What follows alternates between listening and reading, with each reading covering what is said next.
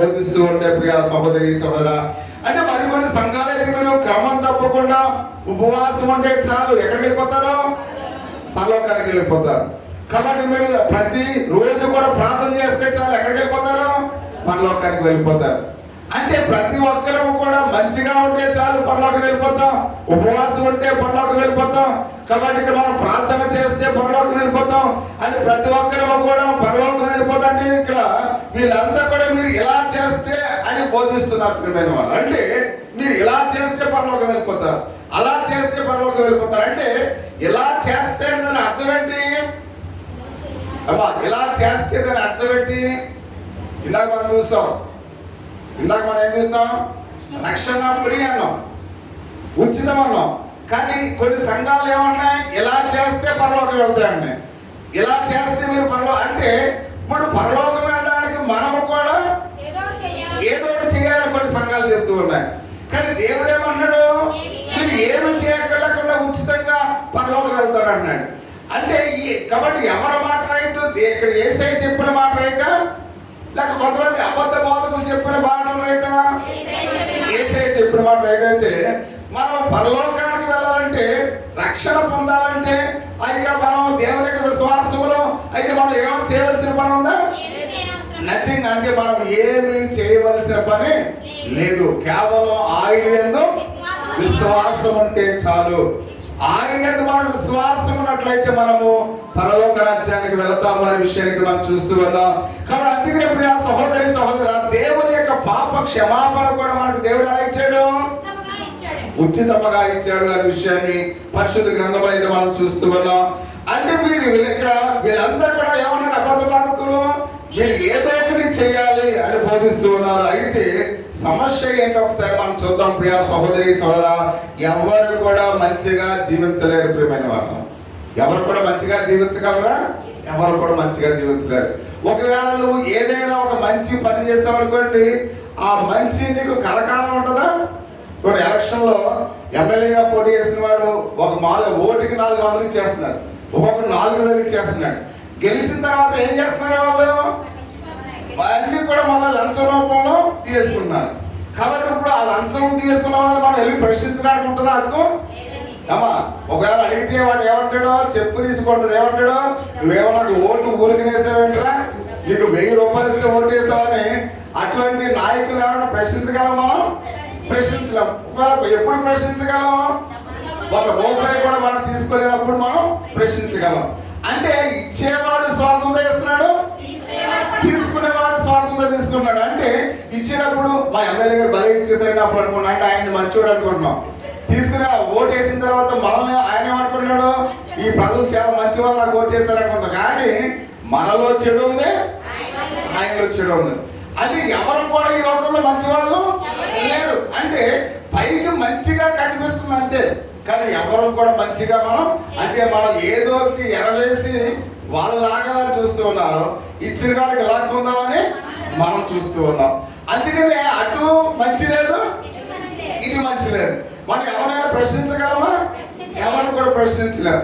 అంటే అందరం కూడా గుడ్డివారే త్రోవ తొలగిపోయి ఉన్న పనికి మారిన వారమై. కాబట్టి అందులో మనలో ఎవరు మంచివాడు లేడు ప్రియమైన వారు. అడిగే హక్కు మనకు లేదు, జవాబు చెప్పే అర్హత మనకు లేదు, చెప్పే ఆలోచన వారికి లేదు. అందుకనే ఇక్కడ దేవుడు అంటూ ఉన్నాడు, కాబట్టి నువ్వు ఏం చేయగలవు? నువ్వు పరలోకానికి వెళ్ళడానికి నువ్వేం చేయగలవు? నీలో ఎంతవరకు మంచి ఉంది? ఆ మంచి నీలో శాశ్వత కాలం ఉంటుందా? కాబట్టి మనం చూసినట్లయితే ఒకవేళ శ్రమకాలం కలిసి 40 రోజులు ఉపవాసం ఉంటాం. 40 రోజులు మనం ఎవరిని కూడా తిట్టం, ఎవరిని కూడా అవమానకరంగా మాట్లాడడం, మన యొక్క చట్టాలు అట్లాంటి కూడా మానేస్తాం. 40 దినాలు కూడా ఎలా ఉంటాం? పర్ఫెక్ట్ గా ఉంటాం. అంటే 40 దినాలు పర్ఫెక్ట్ గా ఉంటే పరలోకం వెళ్ళిపోతాం? వెళ్ళం. అంటే 40 దినాలు పర్ఫెక్ట్ గా ఉన్న నీలో మంచి, ఆ 40 దినాలు ఉంది. 41వ రోజు ఏమొచ్చింది?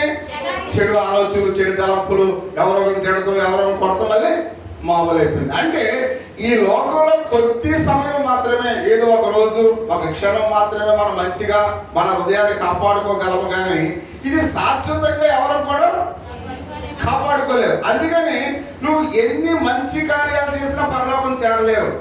నువ్వు ఎంత ఉపవాసం ఉండి ప్రార్థన చేసినా నువ్వు పరలోకం వెళ్ళలేవు. నువ్వు ఎన్ని ఐదుగురా భక్తి చేసినా కానీ నువ్వు పరలోకం వెళ్ళలేవు. కానీ పరలోకం వెళ్ళాలంటే క్రీస్తు రక్తము ద్వారా కడగబడితేనే, యేసు క్రీస్తు వారిని అంగీకరిస్తేనే, యేసు క్రీస్తు వారిని విశ్వసిస్తేనే నువ్వు ఎక్కడికి వెళ్తావు? పరలోకం వెళ్తావు. విశ్వసించడానికి నువ్వు ఏమైనా చెల్లిస్తున్నావా? లేదు. క్రీస్తు రక్తంలో కడగబడడానికి మేము డబ్బులు ఇస్తున్నావా? ఏమీ ఇవ్వట్లేదు. అంటే ఇప్పుడు రక్షణ ఏమైంది? ఉచితమైంది ప్రియమైన వాళ్ళ. కాబట్టి కొన్ని సంఘాలు ఏమన్నా రక్షణ ఏదో ఒకటి చేయాలి, ఏదో ఒకటి చేయాలి, ఏదో ఒకటి చేస్తే మీరు అందరూ కూడా వైట్ డ్రెస్ వేసుకుని ప్రతి ఆదివారం ప్రార్థనకు వస్తే మీరు పరలోకం వెళ్తారు. అంటే అయ్యో మా పాస్టర్ గారు అసలు మాసిపోయిన సొక్క వేసుకొస్తే మా పాస్టర్ గారు లోనకి రానివారు, మా పాస్టర్ గారు ఎంతో పర్ఫెక్ట్. అంటే ఏదో ఒకటి షరతులు పడితే మీరు ఎవరైనా హిందువులు చనిపోతే అక్కడ భోజనానికి వెళ్ళకండి అన్నారండి. మా పాస్టర్ గారు వాళ్ళు భోజనానికి చేయనివ్వరండి. మరోసారి ఒక ఆయన నందూరు ఆయన చెప్తున్నాడు, వాళ్ళ కోళ్ళ గారికి ముక్కులు సేలు లాగేమంటున్నాడంట. ఆవిడ అంటుందంటే నేను దిగిను. బైబుల్లో ఎక్కడ ఉందో చెప్పండి నేను తీసేస్తానంటున్నాను. బైబుల్లో ఎక్కడ చూపిస్తాడు ఈయన? కాబట్టి అందుకని ఆవిడ కొటేషన్ పెట్టేస్తుంది. ఎవరో వాళ్ళ కోళ్ళ గారు కొటేషన్ పెడుతుంది. కొటేషన్ పెడుతుంటే దానికి సమాధానం చెప్పలేక అయినా నలిగిపోతున్నాడు. కాబట్టి నువ్వు ప్రార్థనకు వస్తే మొత్తం ఏం చేయాలి? ముక్కులకి చెవులకి గని చేసి తెల్లసీర కట్టుకుని నువ్వు అమ్మాయిని తెల్లసీర కట్టుకున్నామన్నాడు ఆయన. కాబట్టి ఎలాంటి బోధకులు చూసేసరికి మనం ఏమంటాం, అవి బాబు చాలా పర్ఫెక్ట్, వాళ్ళు మామూలుగా ప్రార్థనకి వెళ్ళే వాళ్ళు ముక్కుది కూడా ఉంచరు. తీరా రోజుగా వాళ్ళు బస్సు ఎక్కిన తర్వాత అన్ని పెట్టేసుకునేవారు. ఇదేంటి వాళ్ళు పాస్టర్ గారు ఎలా చేస్తుందంటే ముందునే చర్చిలోనేమో ఏం పెట్టుకునేవారు కాదు. బస్సు ఎక్కగానే మామూలుగా ఏంటి మామూలుగా పరసలో తీస్తే ముక్కులకి చివరికి అలా నిడదోళ్ళు అలా బస్సు ఆగగానే దిగితే ఎలా ఉండేవారు? సినిమా యాక్టర్ లాగా ఉండేవారు. అంటే ఇక్కడ ప్రతి విషయంలో కూడా అంటే కాబట్టి ఇతరులకు మనము ఇలా చేస్తే బాగుంటది, అలా చేస్తే బాగుంటది అంటే మనం ఇన్ని షరతులు పెడితే ఏదో ఒకటి చేయాలంటే దానికి కారణము కూడా నీ యొక్క ప్రయాసము ఉంది ప్రియమైన వాళ్ళు. అందుకనే మనం ఏమీ చేయవలసిన పని లేదు. రక్షణ పొందడానికి ఆయన రక్తము ద్వారా మాత్రమే మనము రక్షణ పొందాం. ఆయన యొక్క ఐక్యత ఆయన ఉచితముగా మనకు క్షమాపణ ఇచ్చినాడు సిలువలో తన ప్రాణాన్ని అర్పించడం చేత. కాబట్టి నేనేదో చేశానంటే ఆయన విలువ ఉంటుందామా? ఆయన చేసిందే ఉంటుందా? ఆయన చేసిందే ఉండదు. కాబట్టి అందుకనే ఆయన పరిశుద్ధుడని పరలోక సైన్య సమూహం ఎందుకు ఆస్వాదిస్తున్నాడంటే ఆయన చేసిన కార్యము మానవుడు ఎవరు కూడా చేయలేరు అనే విషయాన్ని ప్రతి ఒక్కరం కూడా గమనించవలసిన వారమట్లుగా మనం చూస్తూ ఉన్నాం.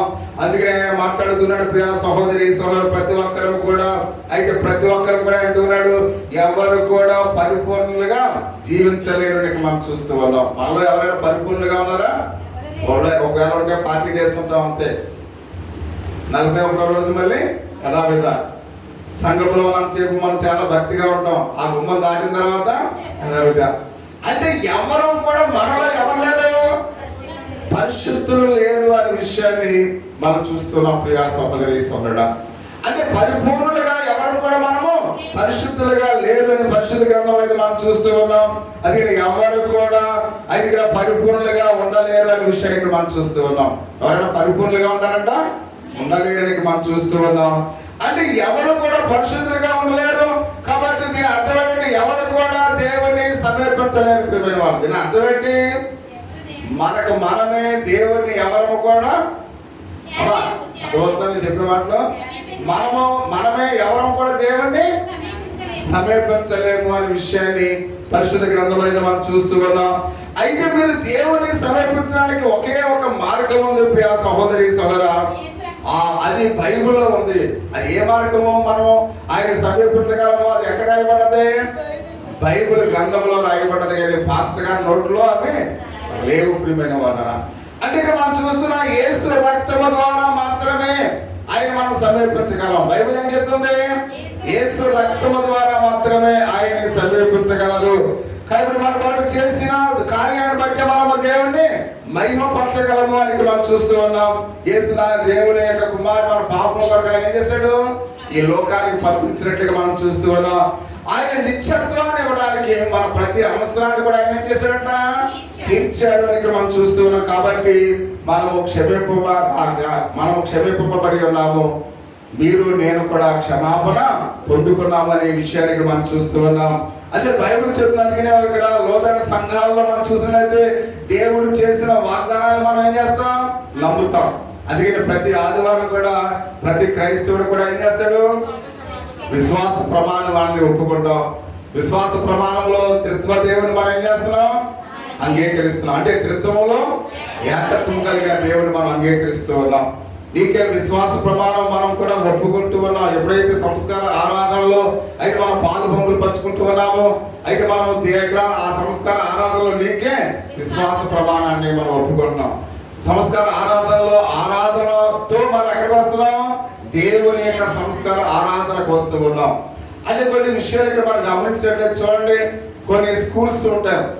అంటే ఏదైనా ఒక స్కూల్ ఉందనుకోండి, ఇప్పుడు మా సెంట్ తెరిసా మామూలుగా అక్కడ సెంట్ మేరీస్ ఇలాంటి ఆ స్కూల్స్ ఉన్నాయనుకో, వాళ్ళందరూ ఒకే కోడ్ ఉంటుంది. ప్రియమైన వాళ్ళు, మీకు అర్థమవుతుందా? ఒకే కోడ్ అంటే అర్థం ఏంటి? అంటే ఆ యొక్క స్కూల్ నియమ నిబంధనలన్నీ కూడా ఒకే విధంగా ఉంటాయి. అలాగే లోదరణ అంటే దాని అర్థం ఏంటి? క్రైస్తవ లోదరణ సంఘము ఎలాగ ఉంటుందో, ఎలాగ ఆరాధన చేస్తుందో అలాగనే చేయాలి. అదే లోదరణ సంఘం. కొన్ని ఏం చేస్తారంటే కొన్ని మాటలు వాళ్ళకి ఇష్టమే, కొన్ని ఆరాధన ఇష్టమే, కొన్ని వాళ్ళు ఎంచుకుంటారు. అంటే ఇలా చేస్తే మనకు కూడా బాగుంటుందని. కానీ ఇలా చేస్తే మనకు కూడా బాగుంటుందంటే అవి మనకు వాళ్ళు ఇష్టమై మనకు కనెక్ట్ అయ్యి వాళ్ళు ప్రేరేపణ కలిగి వీటిని అంగీకరిస్తే వాళ్ళు లోదరణ సంఘం కాదు. లోదరణ సంఘం అంటే ఏంటి? పిన్ టు పిన్ ప్రతీది కూడా చేసేదే అంటే లోదరణ సంఘములో ఏమైతే పాటిస్తూ ఉన్నారో అవన్నీ కూడా పాటించేవారే లోదరన్స్. అంతేగాని కొంత చేసి కొంత మానేసి కొంత పెందుకోస్తూ కొంతమేమో లోదరణ, కొంతమంది ఏమో అపోస్తులు, కొంతమంది ఏమో వేరే వేరే ఇవన్నీ కంబైన్ గా పెట్టి లోదరణ అంటే కుదురుతుందా? అంటే లోదరణ సంఘం అంటే ప్రతి ఒక్కరం కూడా మీరైనా ఒకవేళ నేను తప్పు చేస్తున్నాడేమో కూడా చూడాలి. మీరు ఏం చేయాలి? లోదరణ సంఘం అంటే యూట్యూబ్ లో కొట్టండి. లోదరణ సంఘం ఆరాధన ఏంటి? అపోస్తలుల విశ్వాస ప్రమాణం చెప్తారా? నీకు విశ్వాస ప్రమాణం చెప్తారా? కాబట్టి ఎలా వాళ్ళు చేస్తారు, ఎలా పాటలు పాడతారు, కాబట్టి ఏమైతే చేస్తారో అవన్నీ కూడా మీరు చూడాలి. అప్పుడే అక్కడున్న లోదరణ సంఘము ఎలా పాటిస్తూ ఉందో నీ ఉంటున్న సంఘము కూడా అలాగే పాటిస్తే అదేంటి? లోదరణ సంఘం. ఒకవేళ అక్కడ వేరుగా ఇక్కడ ఉంటే అది మిక్సింగ్ సంఘం అన్నమాట. ఇప్పుడు మిక్సీలో వేసామనుకోండి అన్ని కూడా మిక్స్ అయిపోతాయి. మిక్స్ అయిపోయిన తర్వాత పౌడర్ తీసుకొచ్చి ఇందులో ఇక్కడ లవంగాలు ఎక్కడ ఉన్నాయంటే వాళ్ళు చెప్తారా? చెప్పలేరు. ఇందులో దాసిన చెక్క ఎక్కడ ఉందంటే వాళ్ళు చెప్పలేరు. ఎందుకని? అన్ని మిక్స్ అయిపోయినాయి. కాబట్టి అందుకని మిక్సింగ్ సంఘంగా ఉండకూడదు. మనం ఎలా ఉండాలి? లోదరణ సంఘం అంటే లోదరణ ఆరాధన అన్ని కూడా మనము కలిగిన వారమై ఉండాలి. అందుకనే మనము పరిశుద్ధ గ్రంథంలో ఆయన మాట్లాడుతూ ఉన్నాడు, ఒక లోదరణ సంఘము మాత్రమే దేవుని వాగ్దానములతో అది నిండిన సంఘముగా ఉంది అనే విషయానికి మనం చూస్తూ ఉన్నాం. కాబట్టి విశ్వాసముతో నిండిన హృదయంతో మనం ఎక్కడ రావాలి? దేవుని యొక్క సన్నిధానానికి రావాలి. కాబట్టి విశ్వాసులు ఏ సమస్యలు ఉండవని కొన్ని సంఘాలు చెబుతుంటాయి. మీరు దేవుడిని నమ్ముకుంటే మీకు ఏ సమస్యలు ఉండవు. కొంతమంది ఏమంటారు, నువ్వు ప్రార్థనకు వెళ్తున్నావు కాబట్టి నీకు ఏ కష్టం ఉండదమ్మా, నువ్వు ప్రార్థనకు వెళ్తున్నావు కాబట్టి నీకు ఏ అనారోగ్యం ఉండదమ్మా, నువ్వు ప్రార్థనకు వెళ్తున్నావు కాబట్టి ఇంట్లో ఏ సమస్యలు ఉండవమ్మా అంటావు చాలా మంది. అంటే మీరు మా ప్రార్థనకు వస్తే మీకు సమస్యలు పోతాయి, ఇక్కడ మామూలుగా ఈ సంఘములో అన్ని కూడా పోతాయని ఒకవేళ మేము చెప్పామనుకోండి, దేవుని యొక్క వాక్యం ఏమంటుంది? నిజమైన క్రైస్తవులకే అనేకమైన శ్రమలు వస్తాయి. అందుకని నీతిమంతుల కలుగు ఆపదలు అనేకములు. అంటే మీరు దేవుణ్ణి నమ్ముకుంటే ఏ ఆపద ఉండదు, ఏ కష్టం ఉండదు అని దేవుని వాక్యం చెప్తుందా? అంటే క్రైస్తవులు కూడా అనేకమైన శ్రమలు వస్తాయి, అనేకమైన ఇబ్బందులు వస్తాయి, అనేకమైన వ్యాధులు మనల్ని వెంటాడుతూ ఉంటాయి. కాబట్టి అక్కడ సమస్యలు లేని క్రైస్తవుడు ఈ లోకంలో ఎవరు కూడా నేర్పిమైన వాళ్ళు. కాబట్టి అందుకనే మనం చూస్తున్నాం అది నిజము కాదని మనకు తెలుసు. ఎందుకంటే మనం అనేకమైన సమస్యలతో ఉన్నాము, మన జీవితాలు అనేకమైన సమస్యలు కూడా మనకు ఉన్నాయి. సమస్య లేని వాళ్ళు ఎవరైనా ఉన్నారా? ఎవరైనా ఉన్నారా? ఎవరు కూడా లేరు. అయితే ఇక ప్రతి విషయంలో, ప్రతి కుటుంబంలో, ప్రతి ఒక్కరిలో కూడా ఏదో ఒక సమస్య దాగి ఉంది అనే విషయాన్ని ప్రతి ఒక్కరం కూడా ఆలోచించవలసిన వారినట్లుగా మనం చూస్తున్నాం. కష్టాలు సమస్యలు ఉన్నప్పుడు కూడా మనం నిరీక్షణ కలిగి ఉండాలి. ప్రియమైన వాళ్ళ, ఎన్ని కష్టాలు నీకున్నా, ఎన్ని సమస్యలు ఉన్నా, ఎంత బలహీనత కలిగి ఉన్నా నీకు ఒక నిరీక్షణ కలిగి ఉన్నా అంటే నిజమైన క్రైస్తవులు నిరీక్షణతో జీవిస్తారు. ప్రియమైన వాళ్ళ, అంటే నీ యొక్క నీ యొక్క శ్రమలు, నీ కష్టాలు, నీ ఇరుకులు, నీ వ్యాధి, నీ సమస్యలన్నీ కూడా అన్ని కలిగి ఉన్నప్పుడు కూడా నువ్వు ఏం కలిగి ఉండాలి? నిరీక్షణ కలిగి ఉండాలి అని పరిశుద్ధ గ్రంథంలో అయితే మనం చూస్తూ ఉన్నాం. అంటే ఇక్కడ మనం